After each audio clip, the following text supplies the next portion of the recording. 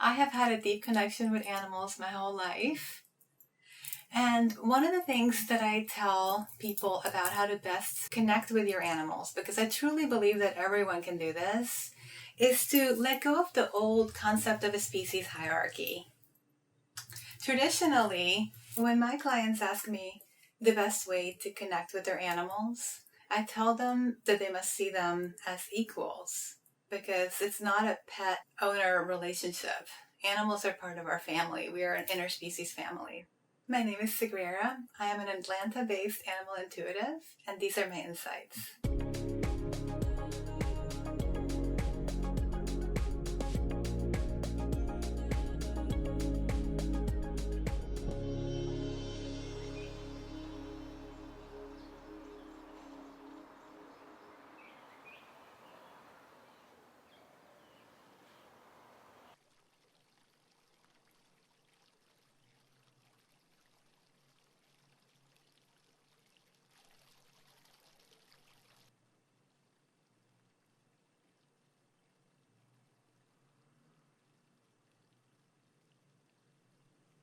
Today I'm taking your animal-related questions, so without any further ado, let's get to it.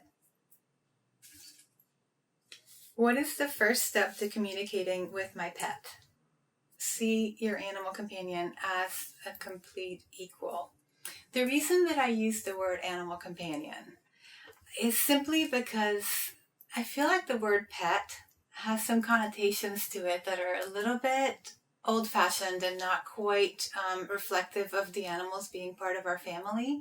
Traditionally, pet is defined as a tame animal that we keep in our home to bring us companionship and pleasure, which those things are true, but it's not only about that. They really are family, and it's also about us accommodating them and giving them companionship and pleasure and love.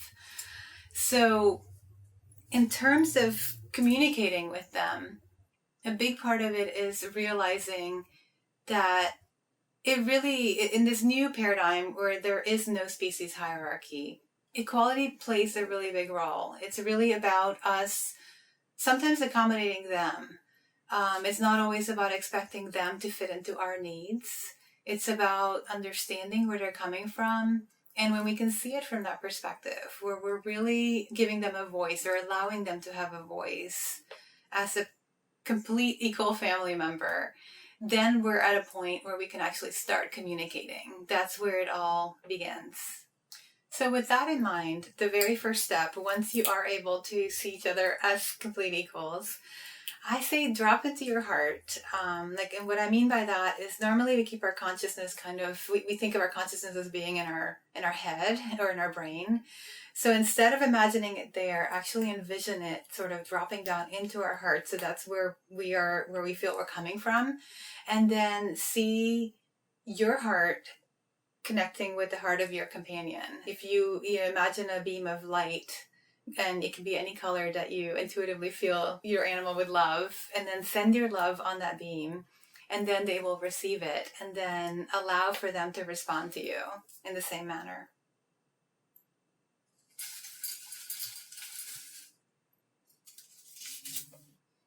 How can I help my dog to not be afraid of loud sounds? There's a multifaceted answer to this. The first step is determining what is creating the fear.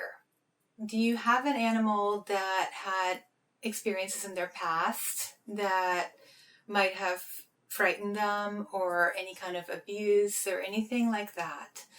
Because it's important to be extra sensitive if that is the case. And to determine what exactly the nature of the sounds that frighten them are. There's always a difference between the sounds. It could be like loud clanking sounds. A lot of dogs, for some reason, show me that they're really afraid of like screeching kind of metallic sounds, or it could be something that's completely out of your control, like thunder. So if it is the former, if they are things that are environmental, but you have some control over whether they're exposed to it, my answer would be to actually to help minimize the sounds to the best of your ability. If it's something that you're creating in the home, try to make sure that your dog is in a different room, like if you're running the vacuum and that scares them. If it is something that's out of your control, like thunder, there are a lot of ways to support them, like creating a safe space, a space that they can be in with you. Maybe it can be like a downstairs room or a bathroom, somewhere that they can always go to, and repeating the pattern of always having them go into this one space, and ideally with you, can be really helpful. The main thing that I would say is to be sensitive to them and to not dismiss it as an irrational fear, because there always is a reason. And if we can kind of understand where they're coming from, that's really the primary way to help them, because we know what is causing the fear, whether it's something from their past, whether it's just that their ears are sensitive, or if it's even sometimes something energetic attached to it.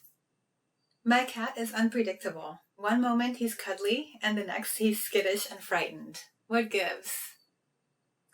So, with cats, or really with all animals, when you notice sort of a sudden shift in behavior, like they're just snuggling with you and maybe you're petting them, sometimes it's their boundaries. Sometimes there's a limit to how much they want to be petted, or the area of their body that they want to be petted on. Like a lot of animals traditionally, sometimes their back and their neck is okay, but once you go for the belly, that may be a different story. So I would say respect their boundaries. Like if they're giving you a clear signal, often there will be something like maybe their tail is, they're swatting their tail or bouncing their tail back and forth.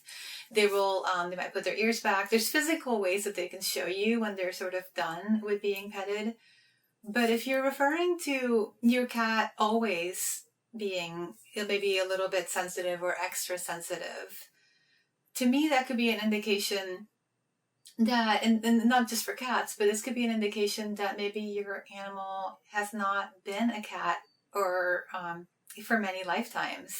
Maybe this incarnation is the first one as a cat, and maybe in their previous one they may have been somewhere that was maybe lighter, or the dimension or a place with less density than Earth.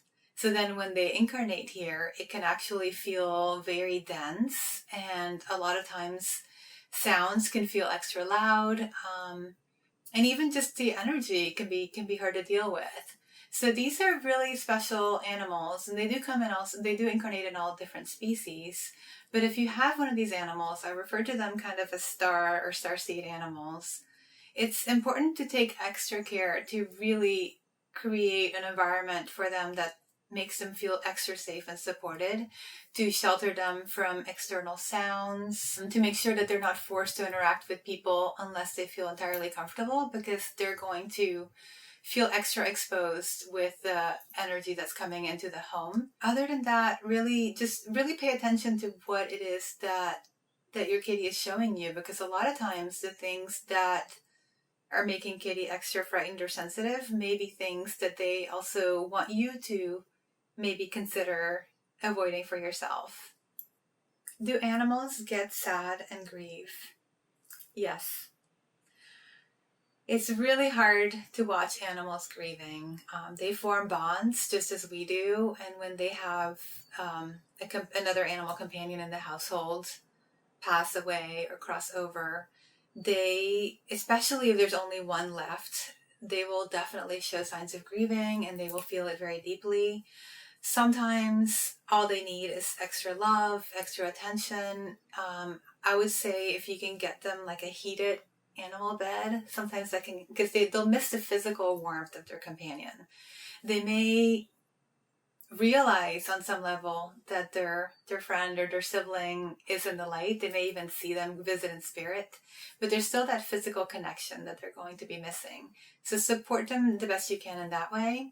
Sometimes I've had animals that have such a hard time that they actually want to follow their friend into the light. So it often does happen sometimes if they're a similar age with siblings, that maybe 6 months or a year later, they will try to stay behind to comfort you, and then they may be ready to cross themselves a little bit longer. It's not always the case, so don't worry. If they're sad, it may just be that they're grieving, and they will begin to feel better after some time has passed.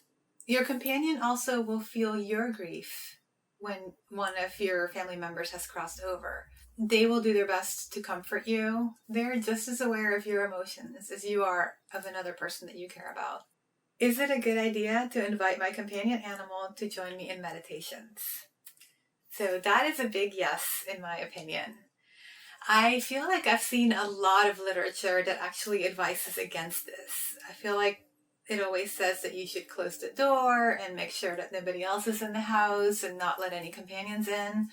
But for me, it actually enhances my meditation practice tremendously to allow my kitty cat babies to come in and meditate with me.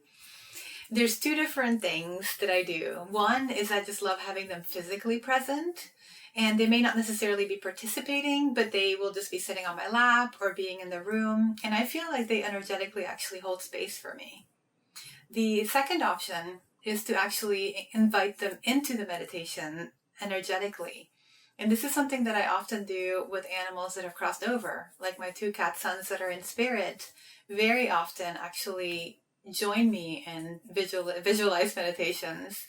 And they will actually sometimes lead them and show me things that I need to look at and help me to learn new things. So I wholeheartedly say that yes, I think it's a wonderful idea to include them in meditations and to invite them into your practice. How can I support my companion animal when I am away? I get this question a lot, and I think it's a wonderful question because our animals do miss us. Even though we have other things in our lives, it may be business travel, vacations, we have a lot of things going on, but we tend to kind of be the center of their world. So when we go away, obviously, in addition to having somebody come and take care of them, have a babysitter, have someone to, spend as much time as possible with them, they're still going to be missing us because we are their person, their family. So one of the things that I like to do is to sort of have daily check-ins. And I think it's good to do it either in the morning when you wake up or right before you go to bed, just so that it's a consistent time and you remember to do it. But during this time, just get as, silent or a little bit, close your eyes and just sort of imagine yourself sending all this love to them and sending them a little telepathic message. It's okay if you don't know exactly how to do it, just sort of imagine that you're doing it and send a message. Maybe you can tell them a little bit about your day or what happened, or maybe that you're missing your favorite nighttime ritual, whatever that is, whether they sit on your counter while you're brushing your teeth. And then allow for a little bit of time. Just sit there for a moment and wait to see if you get something back. When I have had clients do this, the animals always tell me that they receive their message from their parent.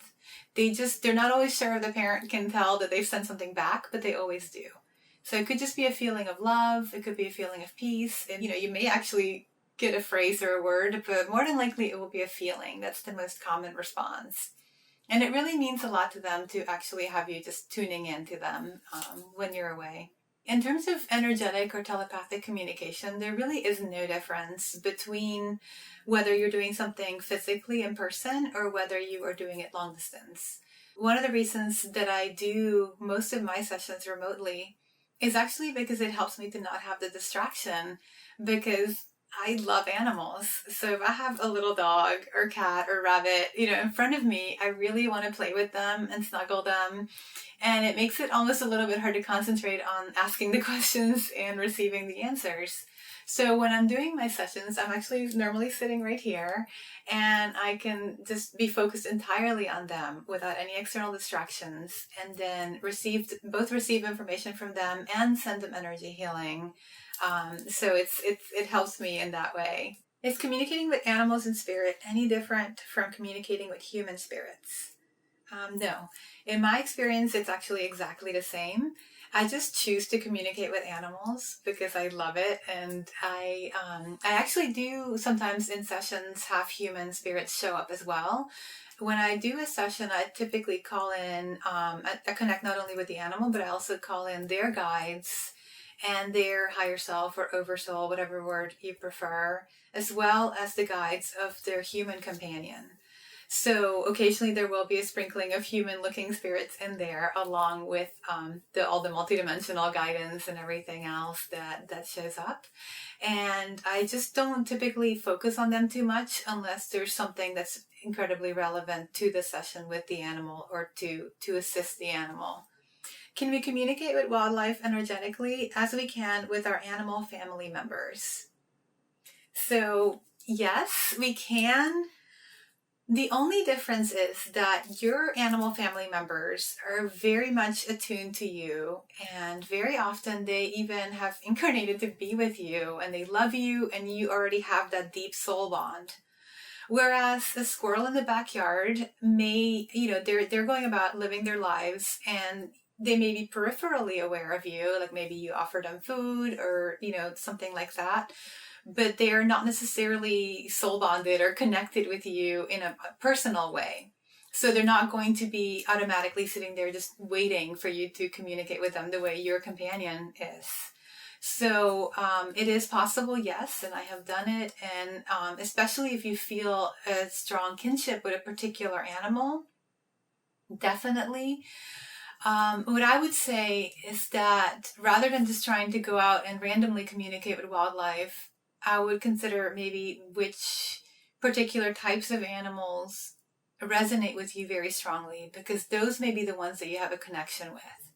If maybe you've always loved deer and you've had dreams about deer, or you think about them, there's something about them that you feel very connected to, then I would say start there. And not only try to communicate with them, but one of the ways that helps to strengthen the relationship between you and a particular type of wild animal is to support them in the physical as well, in addition to energetically communicating. So if you, for example, if you are connecting with a deer, then you could also be maybe someone who stands up for them, maybe someone who helps to advocate for bans on deer hunting, or somebody who helps to spread awareness that they're losing habitat, and who helps to create wild spaces for them that they can still inhabit. So I think that when we're dealing with wild animals, it's really important to advocate for them in the physical realm, as well as create connections with them energetically, and that the two things really inform one another and help us to create those bonds. These connections are not limited to animals. They also apply to trees and plants. If there's a tree in your yard that maybe feels a little bit different to you, that maybe you walk by it all the time, or you feel like you're smiling when you are near that tree or want to seek it out for its shade, I would pay attention to that. Because same as with wild animals, not all of nature is here, just for us. They're having their own experience, but there are ones that are going to be wanting to connect with us and that we feel drawn to. And those are the ones, they'll make an effort to somehow stand out to us. And because trees can't really get our attention in the same way that animals can, it will be in a very subtle way. So it will be sort of like that, where you just sort of feel it. There's something about them that draws you in. So similar to how you communicate with your animals remotely, you can send that love from your heart to imagine the heart of the tree, and then see what comes back. They do always respond. It just may not always be in the way that we expect, but there's always something that comes through.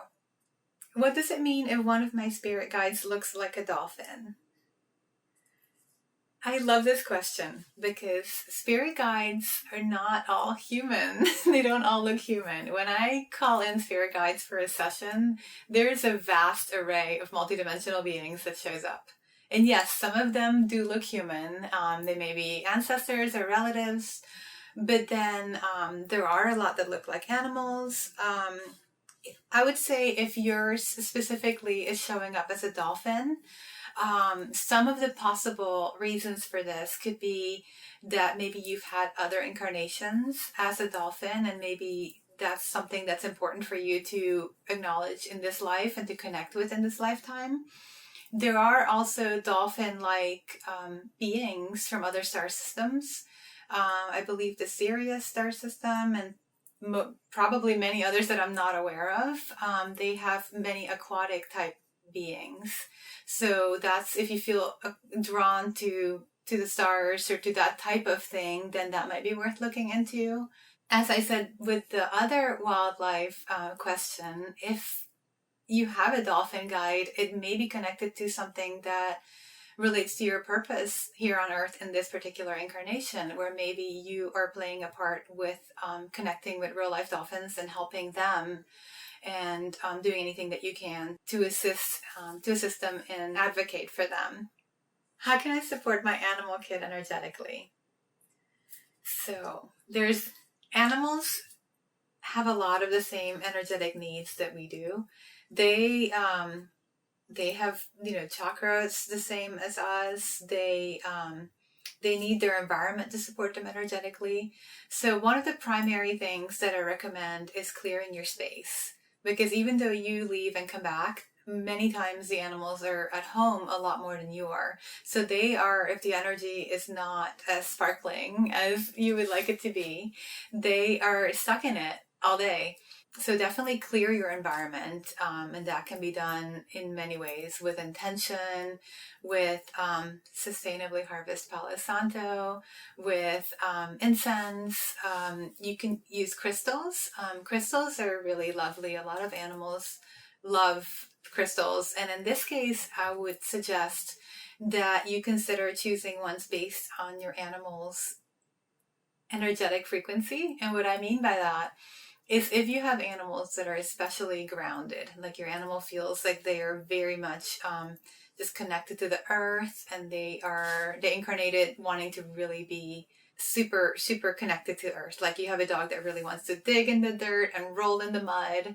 Those kinds of animals, I would actually, to balance them out, would choose high frequency crystals, like maybe like solasite or moldavite, those kinds of things. And then if you have an animal that pretty much seems like they're going to like meditate and float away at any moment, sometimes they could use grounding crystals, like a smoky quartz or shungite or something like that.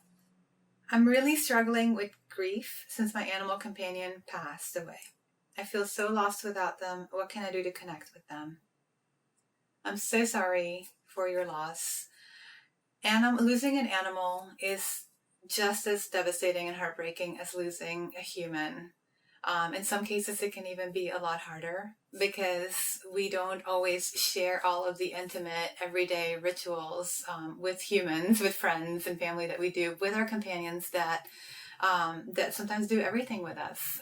We wake up and they're there and we feed them. They are in the bathroom with us while we're brushing our teeth. They support us in so many ways, and they love us in such an unconditional manner that it's very hard for a human to match.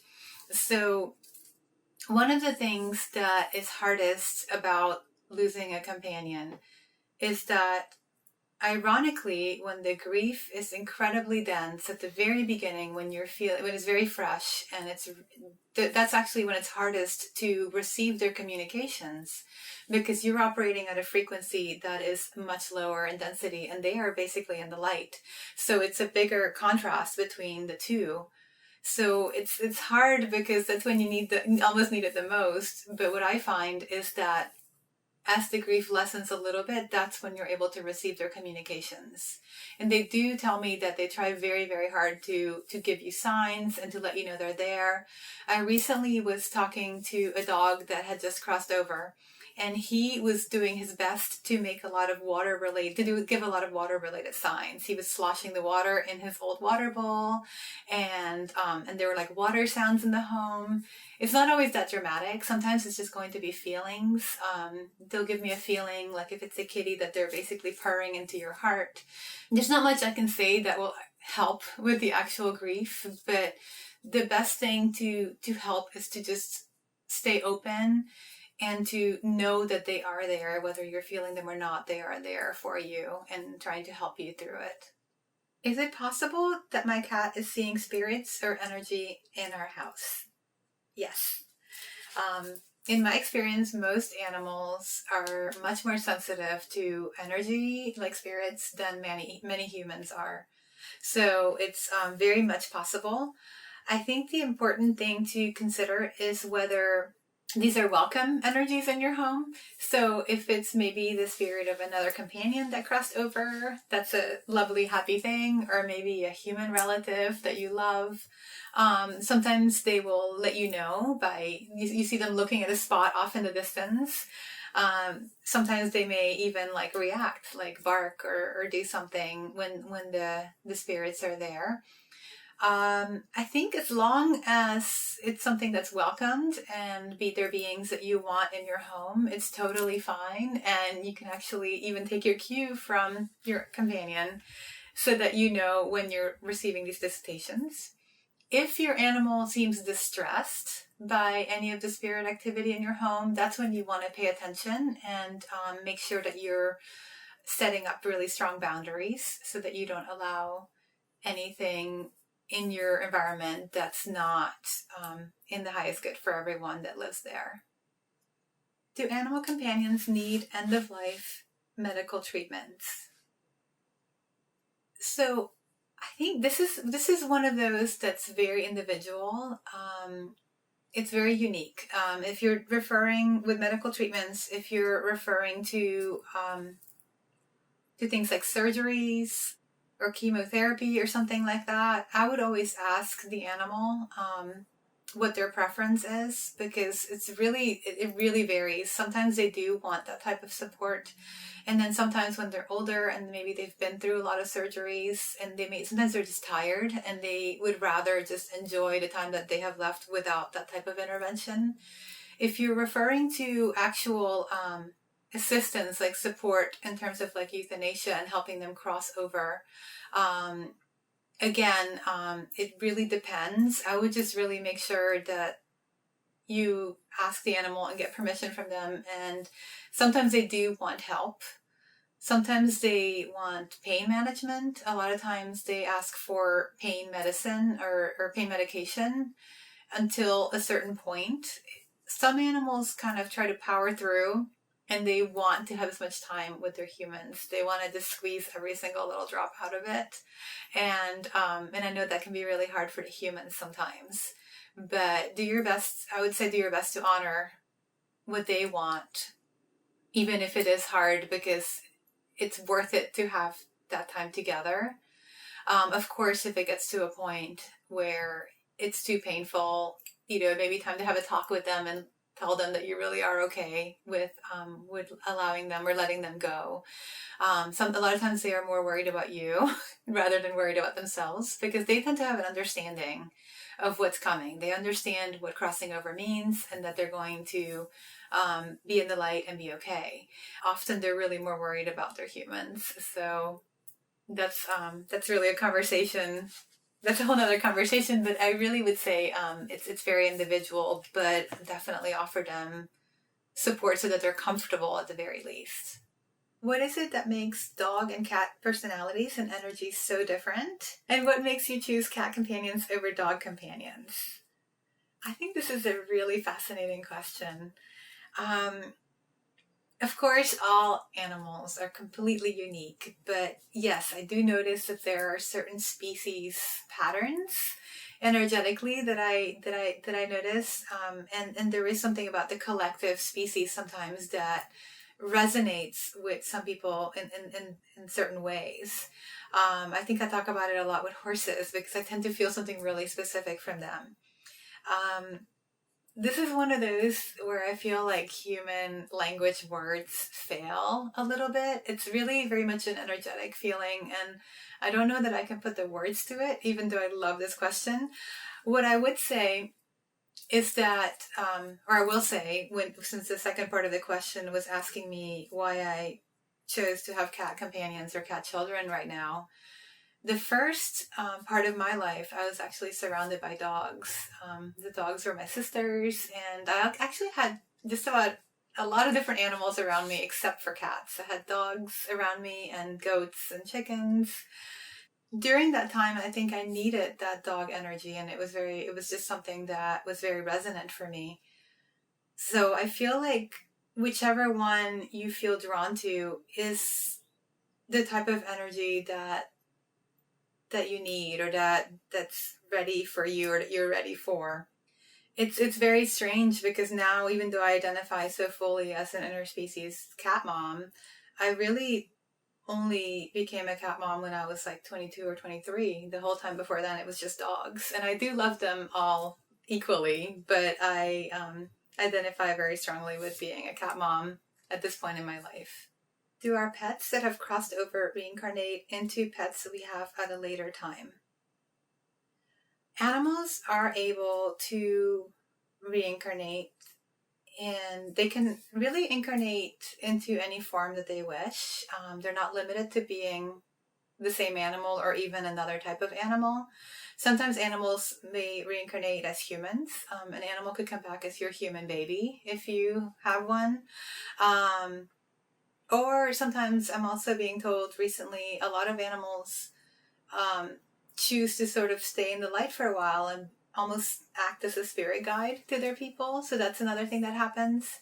And then sometimes, yes, they do choose to come back as another companion for you.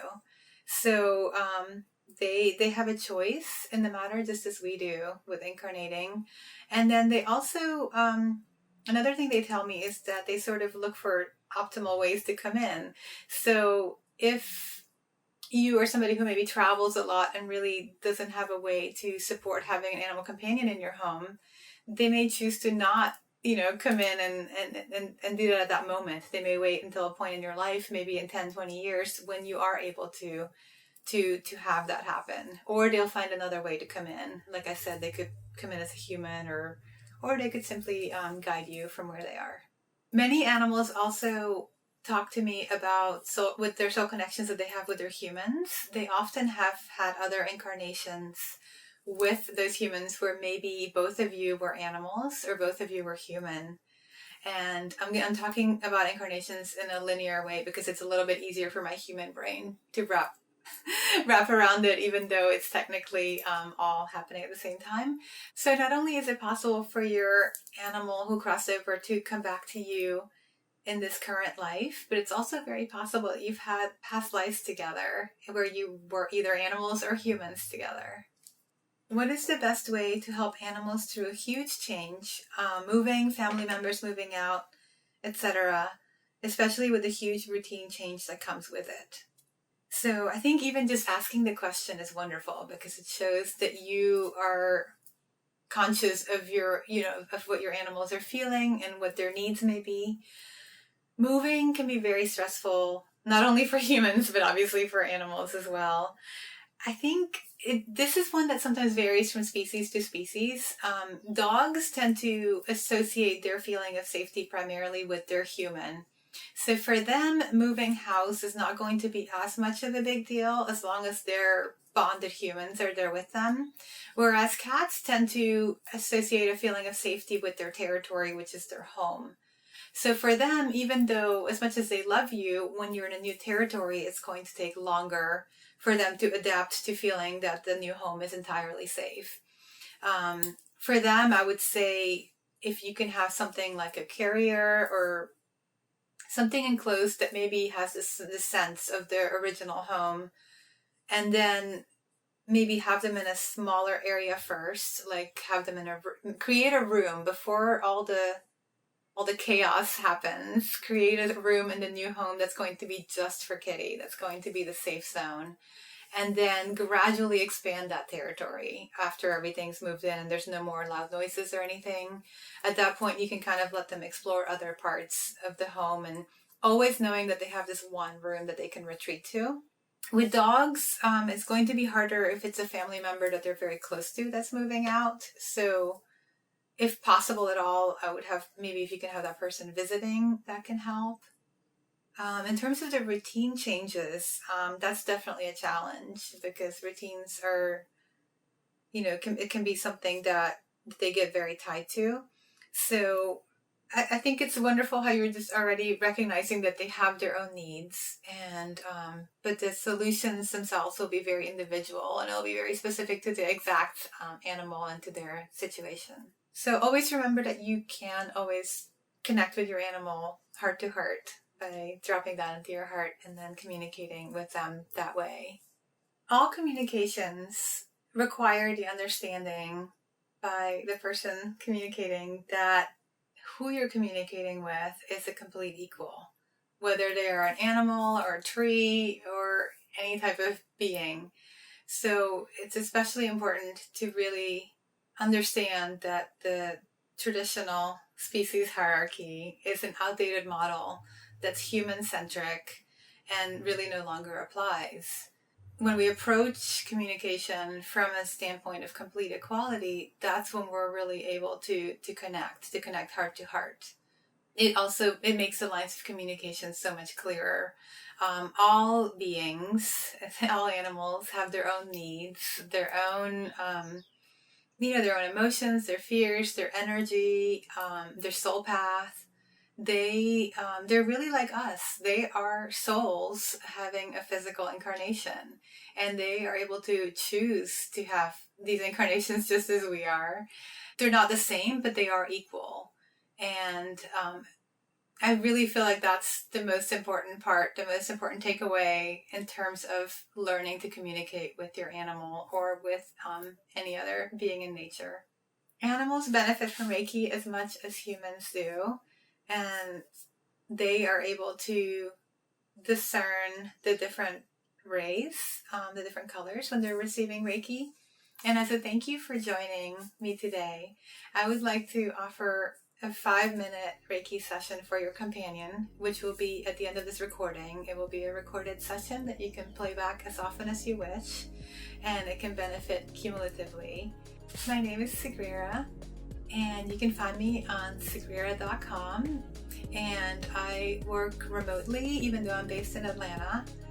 And I'm also on Facebook as Sigrira Animal Intuitive, and on Instagram, just Sigrira. Thank you so much for joining me today.